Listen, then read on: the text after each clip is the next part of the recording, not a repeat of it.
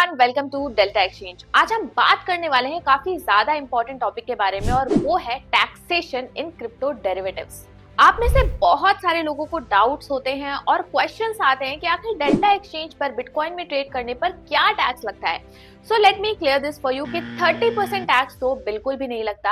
अब क्यों और कैसे, ये हम इस वीडियो में डिस्कस करने वाले हैं। So without wasting any time, let's get started. सबसे पहले आप ये क्लियर कर लो कि आप डेल्टा एक्सचेंज पर स्पॉट में ट्रेडिंग नहीं करते, बल्कि आप करते हो क्रिप्टो करेंसीज के फ्यूचर एंड ऑप्शंस में ट्रेडिंग, जिनकी वैल्यू किसी अंडरलाइंग एसेट से डिराइव्ड होती है और यहाँ पर वो एसेट क्रिप्टो करेंसीज हैं। And as per Indian government, derivatives are not part of VDS, that means virtual digital assets, और जिसकी वजह से यहाँ पर आपको 30% फ्लैट टैक्स रेट नहीं देना पड़ता। और वहीं डेरिवेटिव से होने वाली इनकम स्पेक्युलेटिव बिजनेस इनकम में काउंट होती है। सिंपली इसे ऐसे समझो, if you are a trader trading derivatives in Indian markets, so आपकी ये trading income speculative business income में काउंट होगी। And as per income tax act, आपको अपने इनकम टैक्स स्लैब के हिसाब से टैक्स देना होगा। Similarly in crypto derivatives also, जब आप फ्यूचर एंड ऑप्शंस में ट्रेड करते हो तो आपकी trading income speculative business income में काउंट होती है और यहाँ पे आपको 30% टैक्स स्ट्रेट नहीं देना पड़ता, बल्कि आपको अपने इनकम टैक्स स्लैब के हिसाब से टैक्स को देना पड़ता है। फॉर एग्जाम्पल, अगर आपने फाइनेंशियल ईयर 24-25 में 1 लाख का प्रॉफिट किया है इन क्रिप्टो डेरिवेटिव्स, तो आपको स्ट्रेट 30% का टैक्स नहीं लगेगा, यानी आपको सीधे 30,000 रुपीज टैक्स नहीं देना पड़ेगा, बल्कि आपको आपके इनकम टैक्स के स्लैब के हिसाब से टैक्स लेवी होगा। Along with that, virtual digital assets में आपको रोल ओवर का ऑप्शन नहीं मिलता और ना ही आप अपने लॉसेस को ऑफसेट कर सकते हो। वहीं अगर आपको क्रिप्टो डेरिवेटिव्स यानी फ्यूचर एंड ऑप्शंस में कोई भी लॉसेस हुए हैं तो आप उन्हें 4 साल तक रोल ओवर कर सकते हो। चलो सिंपली इसे एक एग्जांपल से समझते हैं।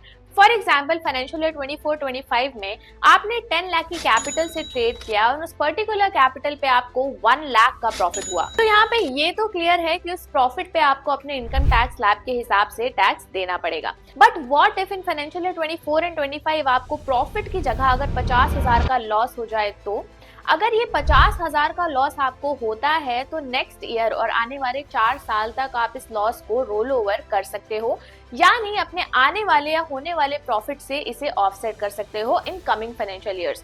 फॉर एग्जाम्पल, मतलब कि अगर फाइनेंशियल ईयर 25 और 26 में आपको 1 लाख का प्रॉफिट होता है तो आपको सिर्फ और सिर्फ बचे हुए 50,000 पर ही टैक्स देना पड़ेगा, क्योंकि पिछले साल का यानी फाइनेंशियल ईयर 24-25 का 50,000 का लॉस आपका रोल ओवर हो जाएगा और इस पर्टिकुलर प्रॉफिट से ऑफसेट हो जाएगा।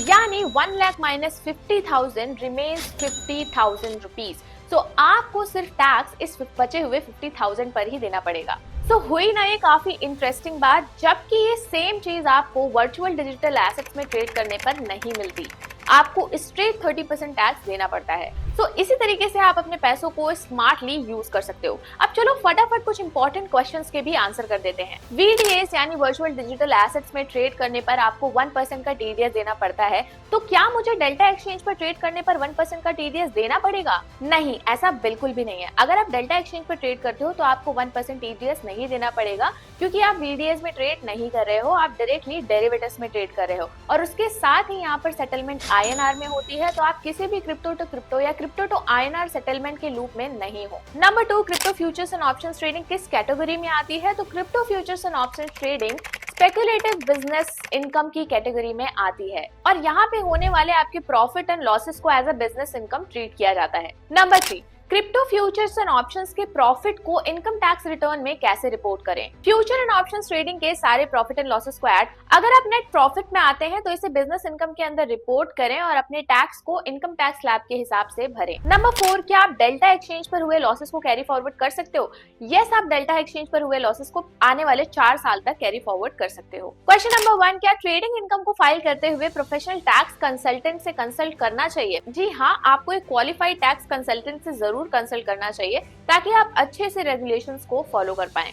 और साथ ही crypto tax regulations frequently change होती रहती हैं, तो अपडेट रहने के लिए कंसल्टेंट से जरूर टच पर रहें। क्वेश्चन नंबर 2, क्या डेल्टा एक्सचेंज पर ट्रेडिंग फीस पर जीएसटी लगता है? तो इसका आंसर है हाँ, यहाँ पर आपको 18% का जीएसटी लगता है only on trading fees. For example, अगर आपको $10 का ट्रेडिंग फीस लगा है तो यहाँ पर 18% के हिसाब से $1.8 आपको जीएसटी एक्स्ट्रा देना पड़ेगा।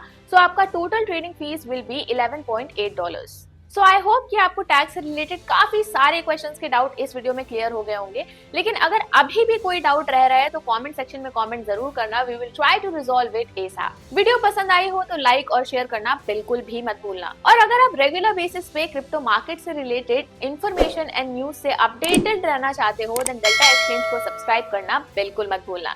Thanks for watching this video. मिलते हैं आपसे नेक्स्ट वीडियो में।